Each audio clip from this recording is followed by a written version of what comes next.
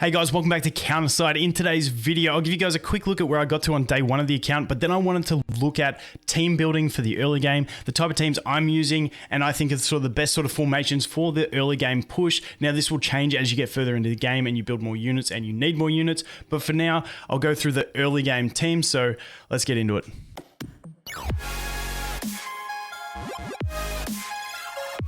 Okay, so first off, the account I went with, I'll show you my heroes that we went with first off. Basically, I rerolled for Kyle, and I actually got a Gwen. That's how I say her name. I'm not sure if that's how you're supposed to say it, but she is the one that I got. Now, she is actually very, very good at the game.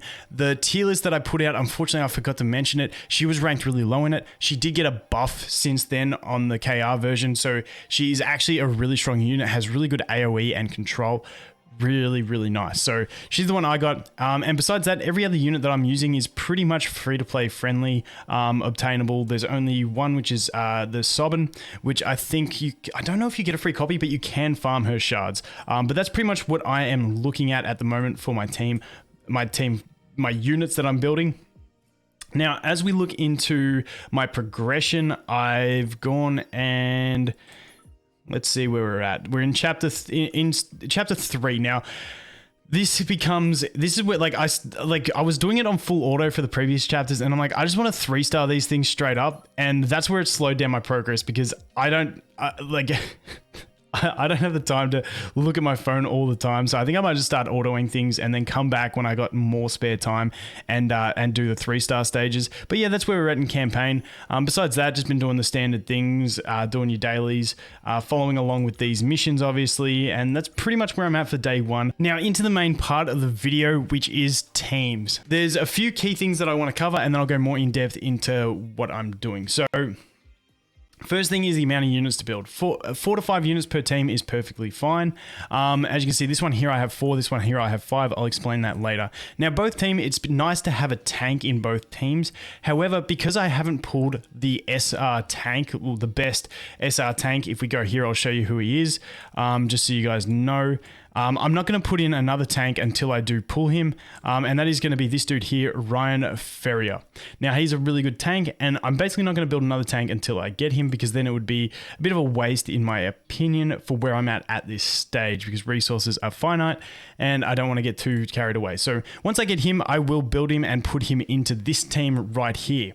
Now, like I said, you want 2 tanks, or you can use her. She's like a pseudo tank at this stage, but the thing with her is you want to pair her with someone like Zhen, who increases your deployment cost regeneration, and then also you've got someone like Sylvia who has stuns, and here I've also got Gwen who has stuns as well. So this team is more of a control generation, keep cycling through base team with her as a damage dealer, but also a pseudo tank, because if we look at her skills, basically her special and ultimate both have a healing effect tied to them. So she, even though she's not a tank, she can stay alive for a little bit. So that's basically this first team.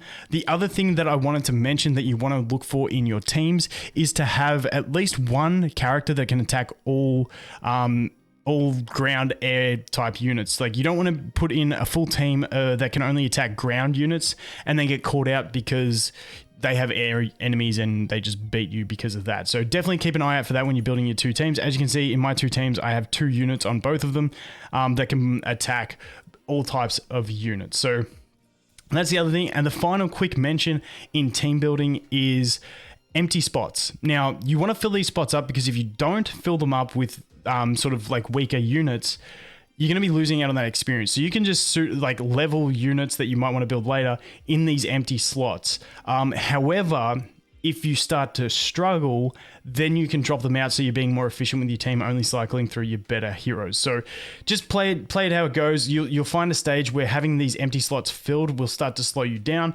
and then maybe you drop it down to 3, 2, 1, fodder units as such, and just play it from there. But at the moment, at the start, you can quite easily fill it, and you'll notice as you progress further, it gets a little bit more tricky because you're wasting deployment cost on these weak units that die instantly, and then you're sitting there waiting for deployment costs. So try and fill it out if you can. If you're struggling, drop units out, and that's pretty much the simple basics. As for ships, we've got this. I use the Coffin, not too stressed on it, and I do have the Normandy. Normandy's like the best ship out of the beginner ones, and this is just, you can use anything else for this ship as well, but Normandy's just nice with the healing, but that is the basics. Now I'll go more in depth into like the characters that I put in the team and the reasoning behind the teams. So this one, like I said, because I don't have a tank in this team, I'm using her, Cindy Looper, she's crazy, as a pseudo tank because she has those heals in conjunction with a very control based team. Now this is a very free to play friendly team. Cindy, she's only an R, hopefully you pick her up. This chick here, you get her at the, what's her name? Sylvia, you get her as the pre-registration rewards. And then we have Lin Zhen, who you do get along the way in campaign a free copy of her as well. You can also farm her shards. So this slot here, you can swap that up for anything because you do have someone that can attack all. You can swap this with any damage dealer, the SSR that you did pull, or there are some other options that we'll talk about in a minute.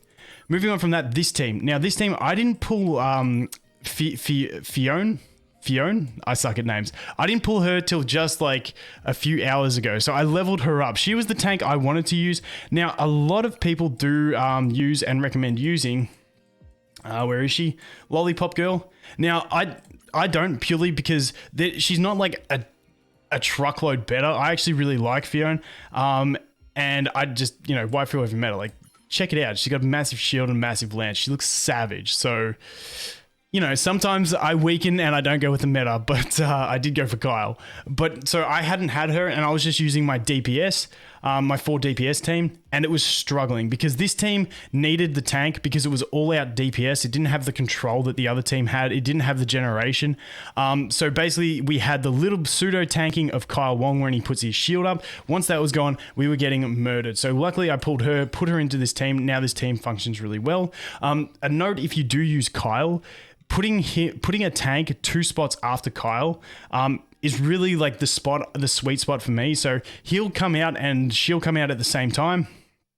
He'll put his shield up, and then by the time that shield goes down, your other tank is up and in the battle. And then by the time she goes down, Kyle's normally ready to put down another shield. So they just cycle really well. So if you do a Kyle with a tank, you don't have to worry about control and stuff like that. They just cycle through pretty well in the early stages of the game. Like I said, when you get further on, you will need to build more units and all that sort of stuff. Now with this team, I could probably even drop Kyle from this team and try it like this. It wouldn't be as strong because Kyle is really, really strong. But you could probably get away with something like that. Now, like I said, you guys might have other SSRs that you pulled. You can slot them into this team. You'd still have one unit, which her you get for free, and she can attack all enemies. But this team, like I said, him you start off with for free. You get her for free. Hopefully you guys don't have as much hard time pulling her, but there is that other lollipop chick who's perfectly fine to use as well if you're not like me and don't just love this massive lance thing. And her, I don't think you get a free copy of her, but you can farm her shards. She's just really nice bursty AoE damage, so I really do like her. But there is many other DPS options, and like I said, from the core that I've got here, you can pretty much get all of these units fairly easily, and then just sub in a couple SSRs that you've got, and that should get you through the early processes of campaign progression. Once again, you will eventually move on past that. Now, the other thing that people start to ask is, what about support units?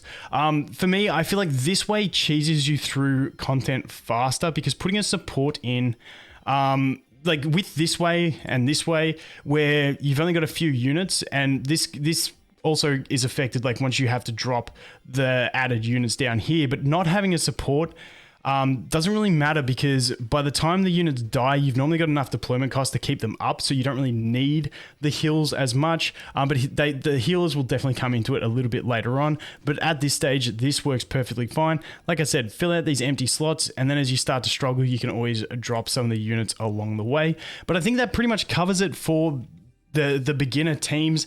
Like I said, you don't need too many heroes at the start, so you can just focus on a few, but then also try and give levels to those other ones in those empty slots, because you want to get as much efficiency of experience as possible. But anyway, guys, that is going to be it for this one. Thanks for watching. I hope you have an awesome day, and I look forward to seeing the next one. Cheers.